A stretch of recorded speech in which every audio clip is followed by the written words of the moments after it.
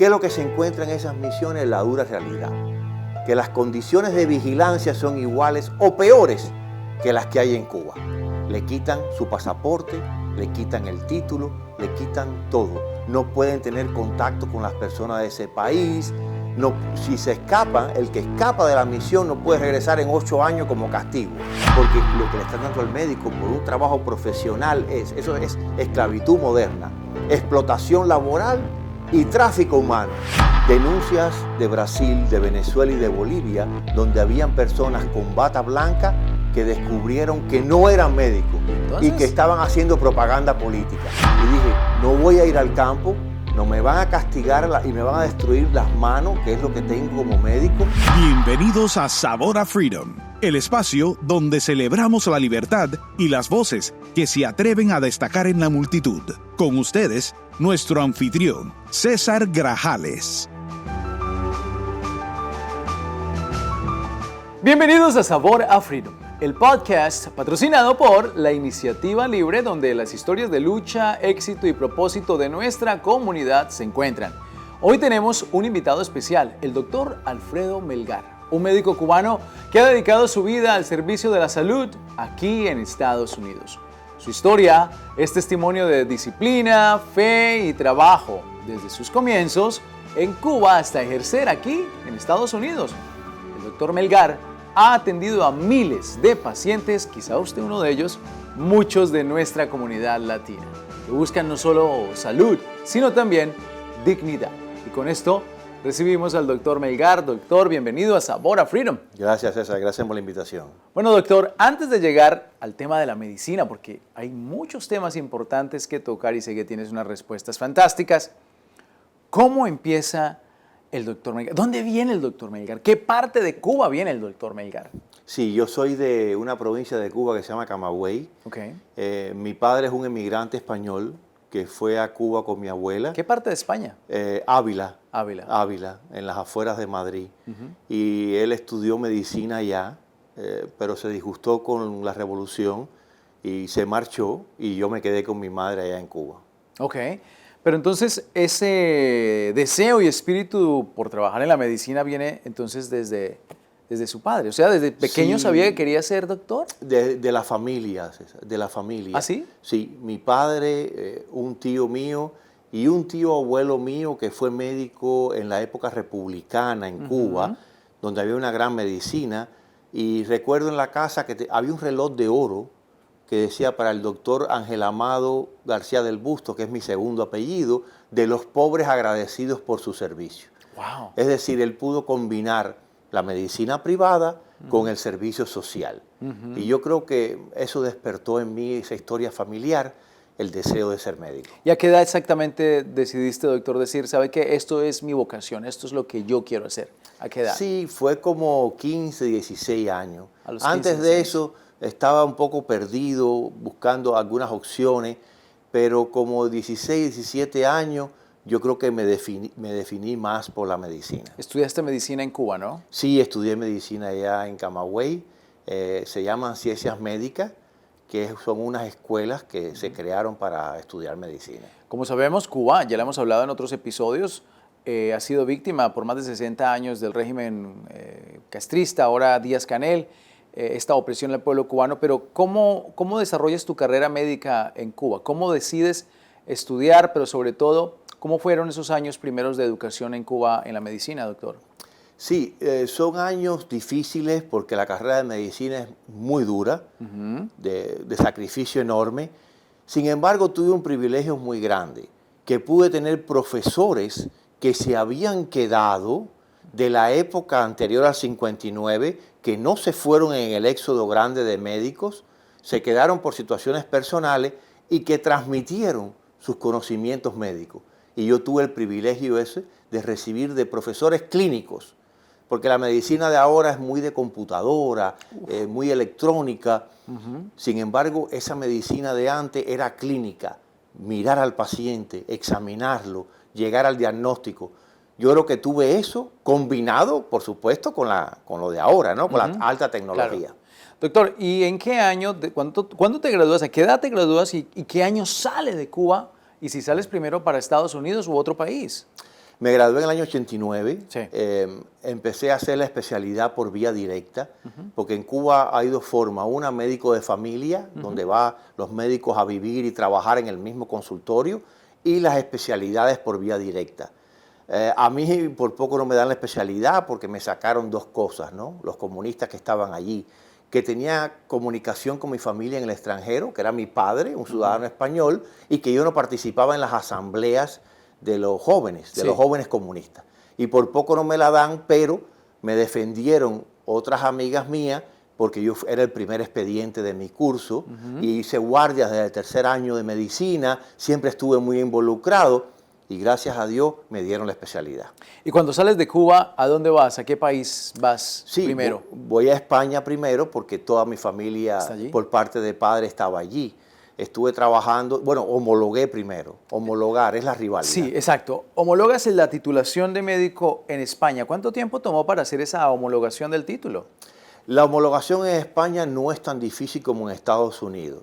Hay que presentar los diplomas, los currículum, todo el plan de estudio que uno hizo, y hay después otros exámenes para poder ya hacer la especialidad, correcto, pero no es tan difícil y es en español. ¿Cuánto tiempo le tomó, doctor, para ser médico ya en España cuando emigraste? Como de 6 a 8 meses. Bueno, ¿cuánto tiempo pasa en España y qué lo hace decidir emigrar a Estados Unidos? Ya, muy buena pregunta. Trabajé para la Seguridad Social y para la medicina privada. No estaba muy contento cómo funciona el sistema de salud social en España, honestamente. Listas de esperas, los pacientes esperando por cirugía, mucha burocracia, una medicina socializada. Yo venía huyendo de la medicina socialista de Cuba. Entonces no estaba tan contento cómo funciona. Pero, doctor, lo tengo que parar ahí.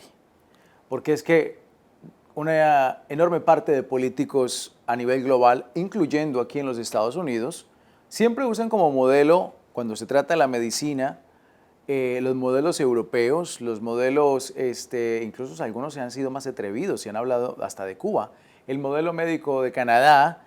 Entonces, doctor, lo que está diciendo es que esos modelos socializados, esos modelos que son controlados por el gobierno, más allá de las fronteras cubanas, también son un desastre.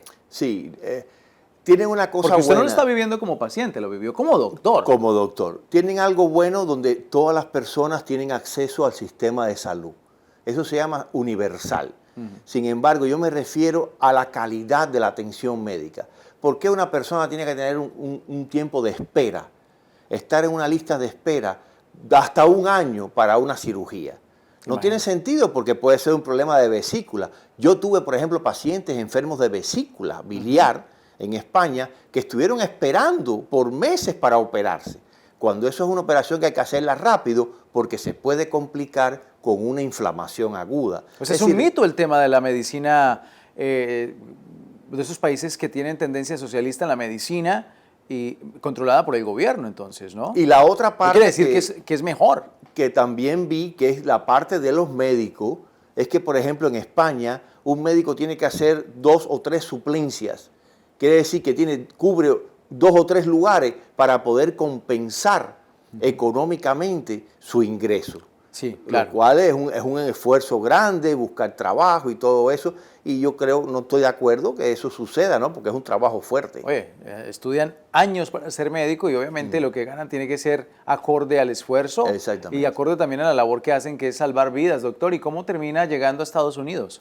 Entonces, vengo aquí, como yo soy cubano también, pude viajar aquí a los Estados Unidos y acogerme a la ley de los cubanos, sí, de quedarse aquí y después al año pues coger la residencia y poder ya empezar toda la vida. ¿Y aquí le volvió a tocar, tuvo que homologar de nuevo los títulos?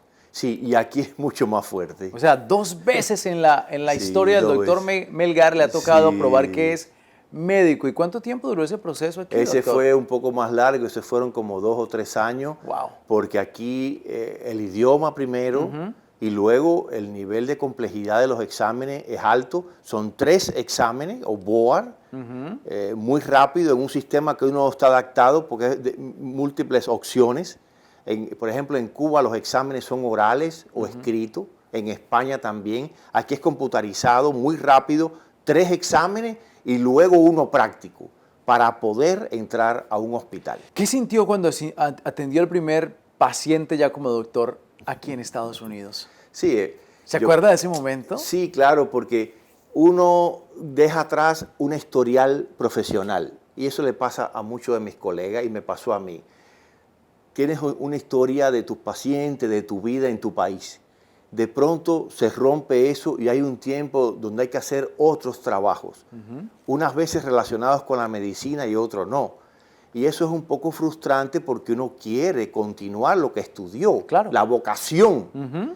Y claro, cuando uno vuelve a ver los pacientes, te sientes como que te volvió la vida, ¿no? Claro, estás en tu salsa, en tu mole, como dicen los mexicanos.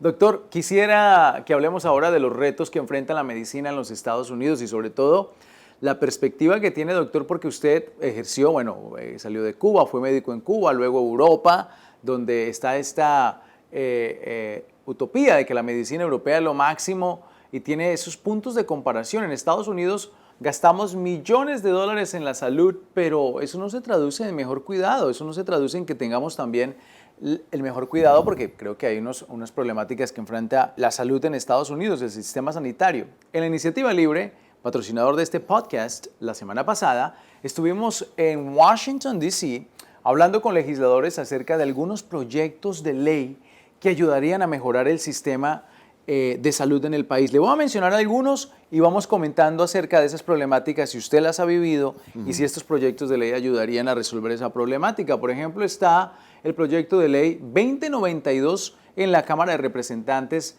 que se llama el Speak Act. ¿Y qué hace esto? Bueno, doctor, esto mejora el acceso a la salud para personas con dominio limitado del inglés. ¿Qué tan necesario en su experiencia diaria es que el paciente pueda comunicar en su idioma lo que siente, pero que también el doctor le pueda comunicar, no necesariamente hablando, pero quizá en una hoja impresa o algo, su tratamiento en el idioma que pueda entender el paciente? ¿Se ha enfrentado a ese reto, doctor? Sí, cómo no. Yo sobre todo lo vi, por ejemplo, en Nueva York. Cuando yo hice la especialidad en Nueva York, yo consultaba en el Bronx de Nueva York. Y yo tenía muchos pacientes que querían verse conmigo, porque esa era un área de puertorriqueños, claro, de cubanos, de dominicanos. Preferían verse conmigo y no con un médico americano, porque no entendía lo que le decía. Claro, porque por ejemplo la persona le puede decir, doctor, es que dejé la ventana abierta y me entró el chiflón. Eso solamente lo entiende un culturales, sí, son cosas exacto, culturales. Tengo algo en el estómago, no sé qué, me siento en la cabeza que me da vuelta. Pero, ¿qué pasa? Los médicos, por ejemplo, americanos o de otro país, usan los traductores por el teléfono. Al paciente no le gusta eso, porque ese traductor a veces no le está diciendo correctamente lo que uno le está explicando al paciente. Número uno. Número dos, el error médico, de que el paciente no entienda correctamente lo que uno le explica de cómo se toma un medicamento y vaya a tener una consecuencia de eso. Entonces yo creo que esa acta es muy importante, de que la comunicación sea directa, médico-paciente, para, primero, que el médico le pueda expresar el tratamiento, cómo es, y segundo, que lo entienda y que no se vaya a cometer un error. Doctor, durante la pandemia, en la administración primera, de hecho, del presidente Trump, se quitaron ciertas regulaciones con relación a la telemedicina. Ahora en el Senado hay un proyecto de ley que es el 1261 que se llama Connect Act. Y es un proyecto de ley que busca eliminar las restricciones geográficas y permitir que clínicas rurales, sobre todo, y centros de salud comunitarios puedan ofrecer telemedicina de forma permanente, porque algunos de estos permisos van a expirar pronto. ¿Qué impacto tendría eso en nuestros vecindarios y comunidades que quizá no tienen un hospital cercano, pero que necesitan comunicarse con un médico? ¿Qué tan importante es la telemedicina, doctor? Me parece muy importante. Durante la epidemia del COVID fue fundamental.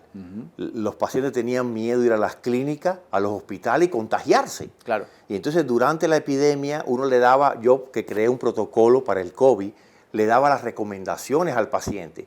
Tómese esto, use un aerosol, este antibiótico. Y no tenía que ir al hospital, ni tenía que ir a un centro médico.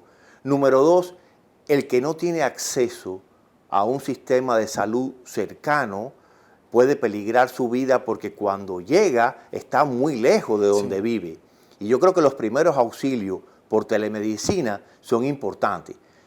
Que no es lo mismo la relación de contacto personal con el paciente, es cierto, pero abre el camino a las personas, por ejemplo, que no tienen seguro médico, que no pueden ir a un lugar porque les sale muy caro, no pueden enfrentar esos costos y la telemedicina los ayuda mucho. Doctor, ¿y qué porcentaje dentro de la telemedicina, no sé si tiene ese dato, no, está bien si no lo tuviera, cuál sería el porcentaje en su experiencia de casos o pacientes que ve y dice, oiga, este paciente incluso si hubiera sido por telemedicina lo puedo atender, no necesariamente tiene que estar presente? Ya.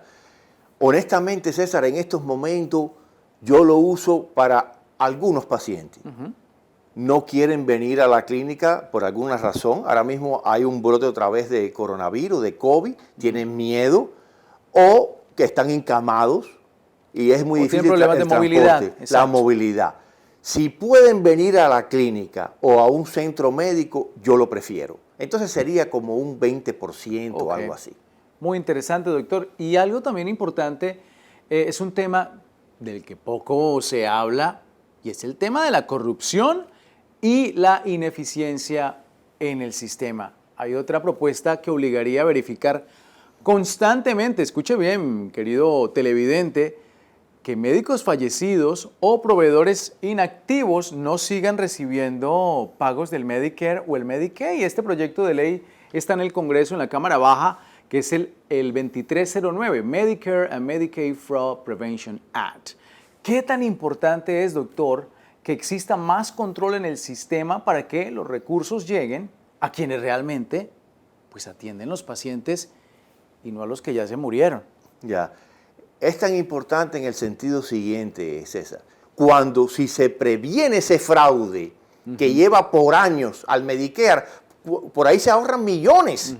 Más que nada es una reforma y que este proyecto de ley busca precisamente asegurarse de que ese fraude, ¿no? Que eso no vaya, que no vaya a, en este caso, sobre todo a doctores y proveedores de servicio que ya están fallecidos y que obviamente siguen recetando, pero pues ya no siguen existen. Recibiendo pacientes fallecidos, terapias que no existen, sillas de ruedas de pacientes que no lo necesitan. Claro. Todo eso se puede ahorrar mucho dinero. Bueno, doctor, ahora le tengo que hacer una pregunta y sobre todo de su experiencia, porque hay otro mito, y es un mito que vamos a ver si es realidad o es falso. Y es que Cuba envía doctores a nivel global como si no hubiera un mañana. Y esa es una de las cosas que ellos se vanaglorian y celebran su régimen diciendo es que nosotros enviamos profesionales de la salud a salvar vidas en el mundo. Tengo dos preguntas. La primera es, ¿realmente son doctores los que están sacando de allí como si estuvieran haciendo empanadas? Dos, y si son doctores o no lo fueran, ¿reciben la compensación económica correcta por su trabajo o son víctimas de una esclavitud moderna? Claro, excelente ese tema, César, porque a mí me toca de cerca porque yo fundé con el doctor Julio César Alfonso un grupo que se llama Solidaridad Sin Frontera, que es para ayudar a los médicos que escapan de las misiones. Por muchos años los hemos ayudado. Y claro, son médicos que salen con cierta expectativa a una misión.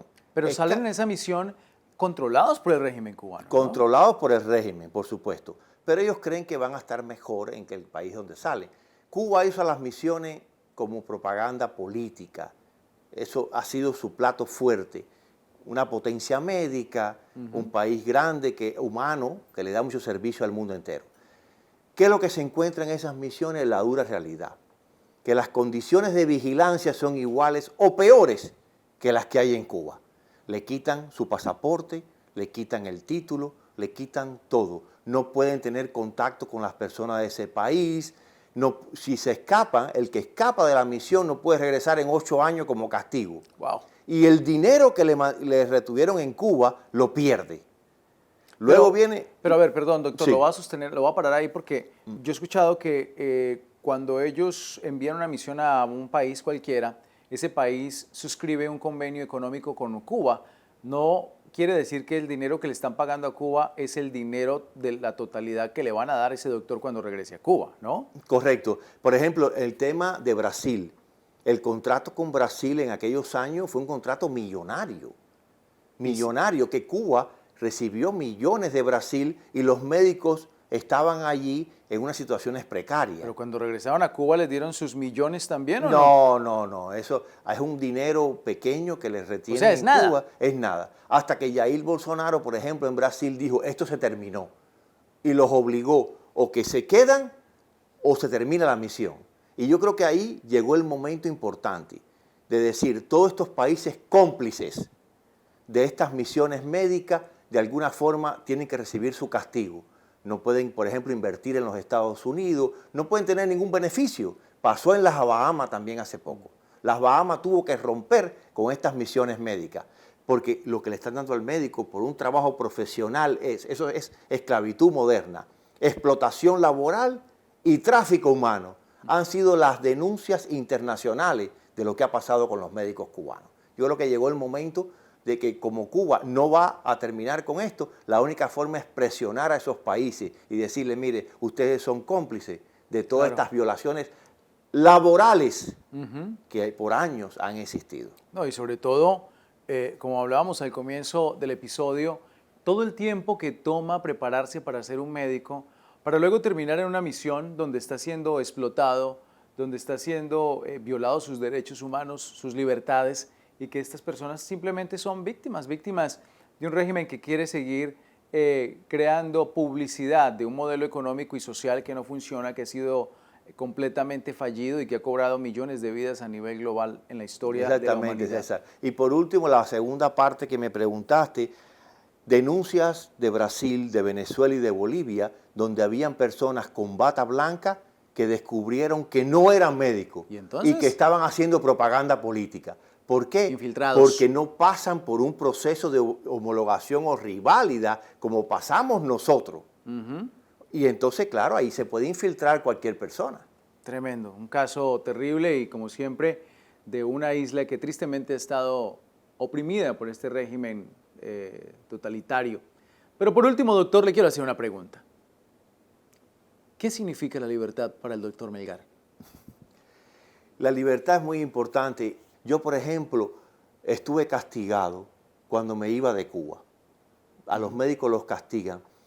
Y me puse rebelde y dije, no voy a ir al campo, no me van a castigar y me van a destruir las manos, que es lo que tengo como médico, y me puse rebelde. Y eso es libertad. Así, incluso le llegué a costar la vida como muchos cubanos en Cuba. Muchos cubanos.